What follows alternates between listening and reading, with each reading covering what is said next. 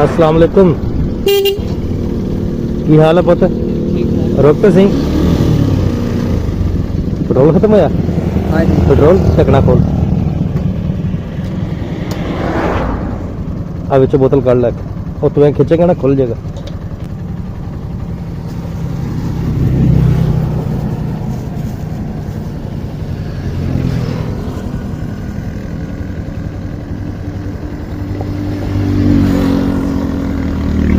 तू बाहर करदा? हाँ जी। चलो अल्लाह तेरे रिज़्क़ बरकत देगा। तू भी जिंदगी च किसी नाल ना भलाई कर दूंगा। हाँ जी। आ बोतल सुट दे। हाँ हाँ जा मेरा पुत, चौक चाक के किक मार, स्टार्ट हो जाएगा।